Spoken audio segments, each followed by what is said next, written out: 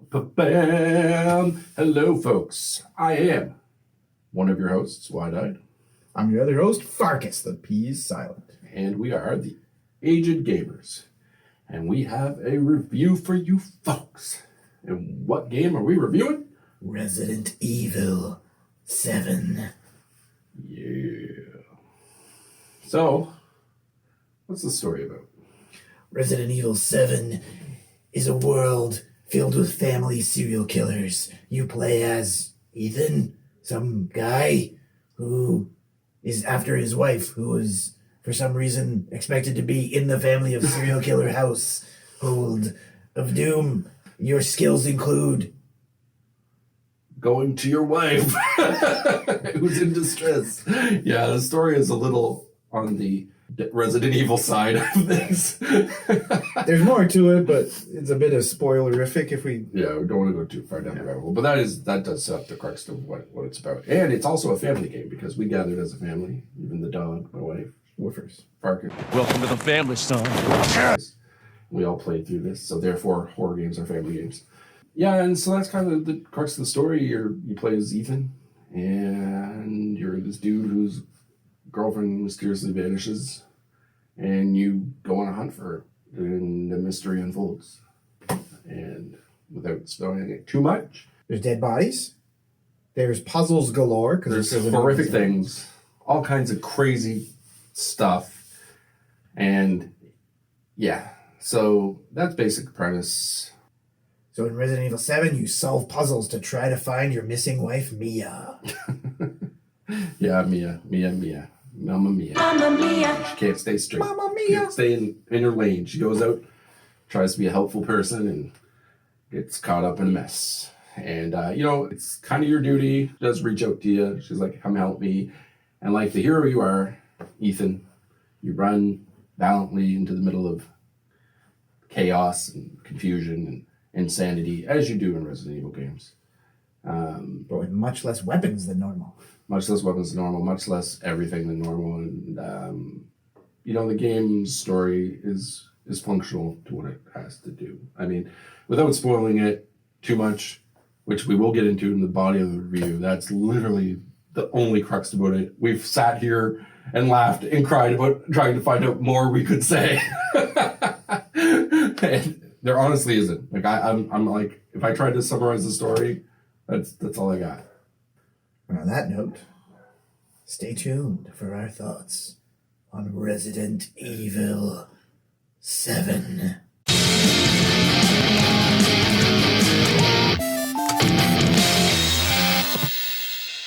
So, first we'll talk about essentially what, new and old players alike get from this experience.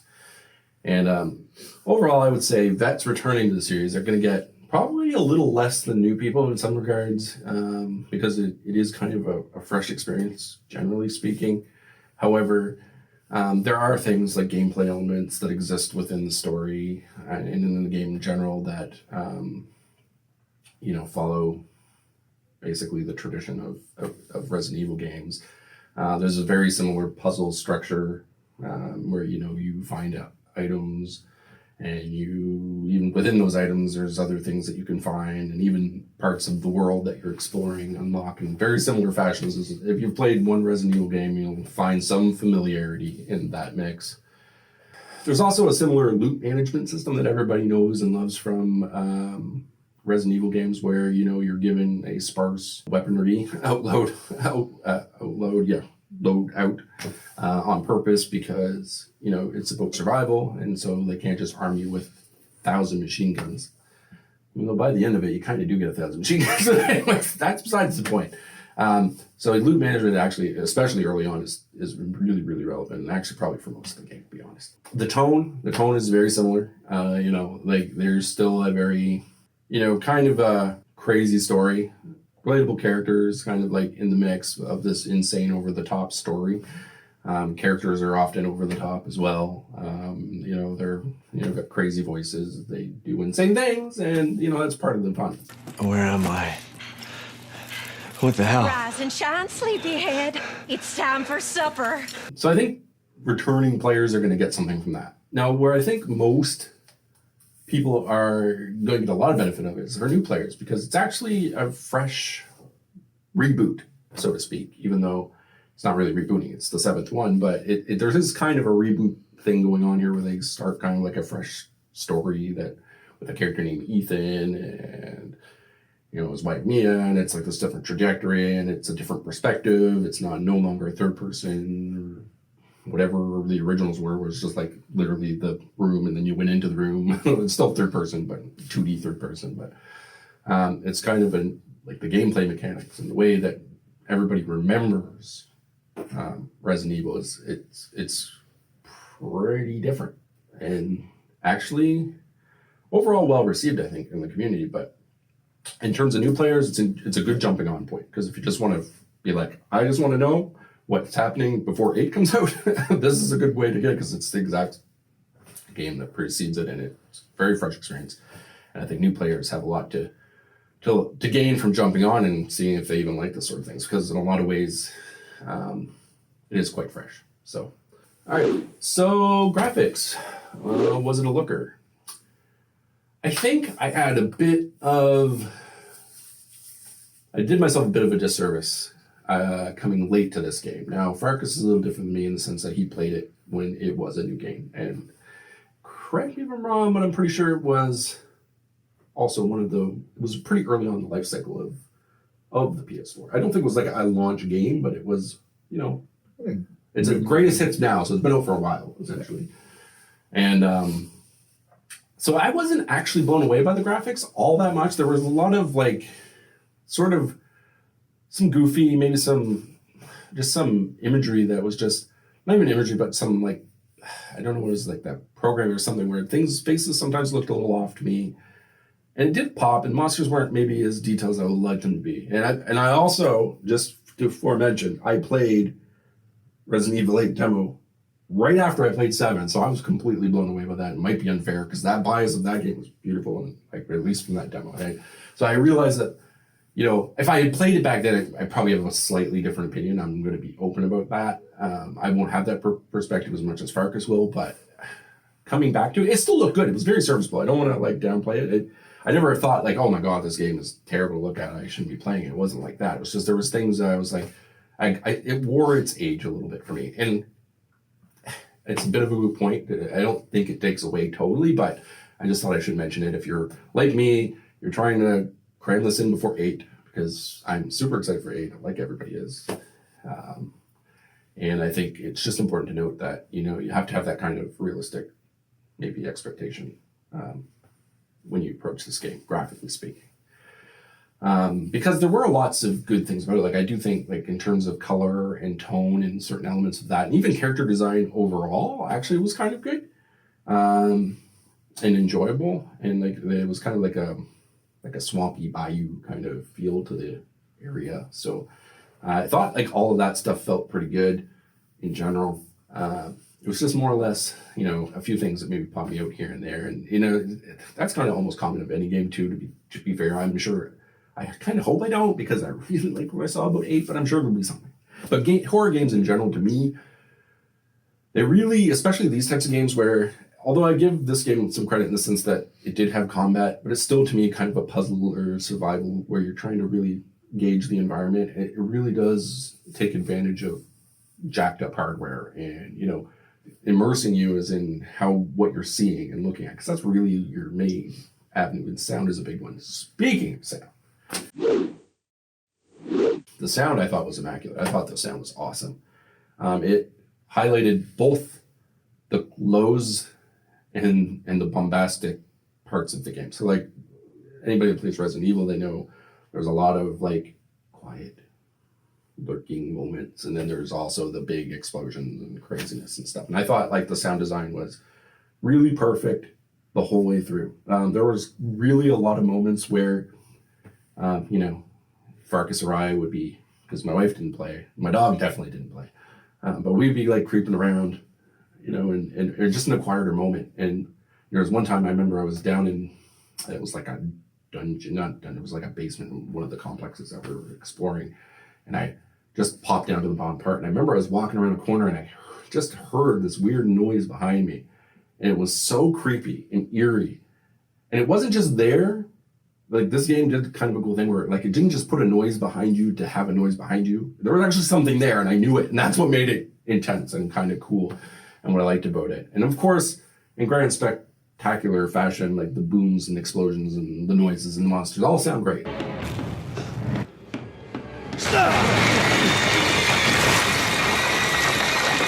You wasted your time.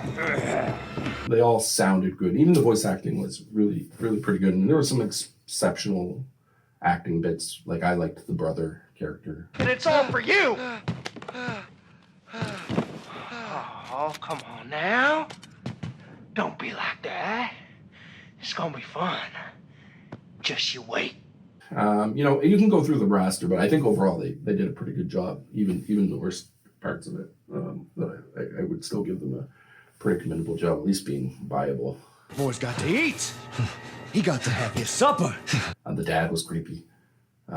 Even the soundless grandma. Her sounds were awesome.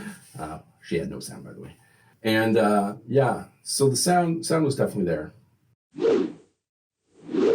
For concluding thoughts, I think this game did something that the series desperately needed, and it was to halt on all this action shit.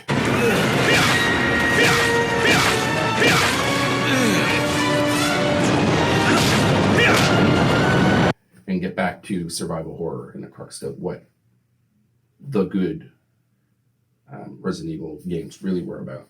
So it was nice to see a return to form in some ways, even though, like, and I think a reboot was the perfect way to do it, because I think what happened is, just like other games that we've talked about in the past, like Dead Space and stuff, there was kind of this urge to push towards an action-oriented Gears of War world, and you could see, like, the structure of that game, like Resident Evil series as a whole, kind of morph and into that, especially by 5 and 6. And it was to the point where I was like so uninterested in those games because they did stray that I didn't even play them. I had no interest. And but the idea of them coming back to a survival horror place was just fantastic to me. I couldn't have asked for anything more. I knew it from the get-go. I've owned this game for a very long time, which is actually kind of hilarious. Like, I think I bought it as soon as it came out and then never played it because it was chicken shit. But, you know, when you get your friends and your family around you, anything's possible, even horror. So I will say that that is probably the biggest reason to come back if you're, you know, a person who even strayed away, as I was. You will find some enjoyment if horror is your genre. It definitely is more of a horror game than an action game, by far. I think it probably even wears a few new influences on its belt, which it created a path all its own.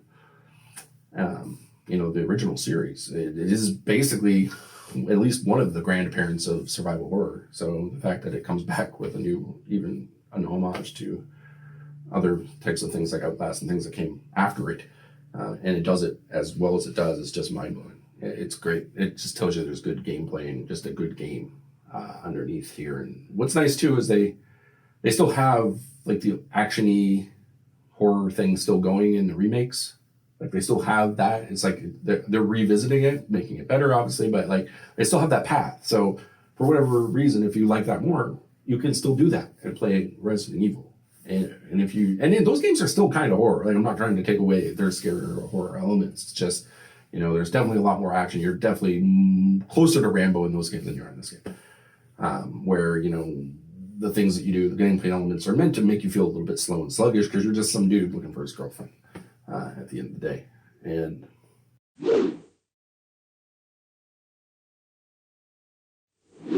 my verdict is it is worth playing. It's definitely a good game.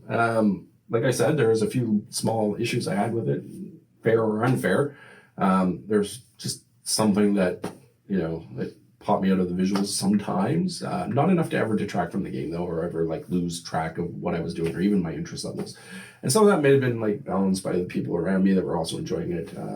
You know, for a lot of times, my wife is pretty new to 3D game realms, and even though she likes watching horror games, still new to the experience, and she is really into it. I was into it, and Pfarcus, of course, just loves horror, so, you know, by default, his excitement levels were probably already there anyway. So, yeah, I would say definitely as a verdict, pick up this game if you're going to, especially I would say in two specific instances. I wouldn't say this is a genre bender of a game. Like, I don't think it's going to make a rom-com fan be like, I love horror. I think if you're a horror fan, though, you have to play it. It's probably essential now. And if you're definitely going to play 8, then it's even more essential. Like, you got it. Sorry. You put the hours in. Do it. I think, and I'll obviously delete this if I'm wrong, but I believe there is actually an edition of Resident Evil 8 that's coming out on pre-order that actually includes Resident Evil 7 as part of, like, it's a 7 and 8 package. Oh, that makes sense, actually. Yeah. That would make sense. Hopefully they do that. Actually, I think I agree with you, actually. I think I remember hearing about that. Which is a smart plan because it is an intertwined story. One of the very first trailers, they mentioned Ethan by name. So the other thing I'll say is it's going to be the only other game I would play to complement this, perhaps, is 4, because I heard that there's an homage either in the new one, maybe even in the old one, but I didn't catch it if it was there in the old one, like in 7. I didn't catch it. I don't think it was really in 7, but in Resident Evil 8, like, I don't know how much it's going to be. We obviously can only speculate, but like the merchant's back and things like that. Yeah. So if you do have like the retro bone or the nostalgia thing going on, and you just got to play something to kind of also fill the gap, maybe you beat 7 real quick, and you're like, wow, I need more Resident Evil that might pertain. Play 4. 4 is a good game. I've beaten it at least twice in my life, and I did really enjoy it, especially mechanically. And it has the best merchant that ever existed. Got something that might interest you. But anyways, those are my thoughts. What did you think? I think the game was awesome. I agree with pretty much everything you said. It's kind of nice that they had the first person perspective. You can actually play this in VR, which if you do, definitely wear your brown pants, because the base game outside of VR is pretty scary. Yeah, I don't have VR. That's good. You I've watched my friends play it in VR, and I've laughed as they basically pooped themselves.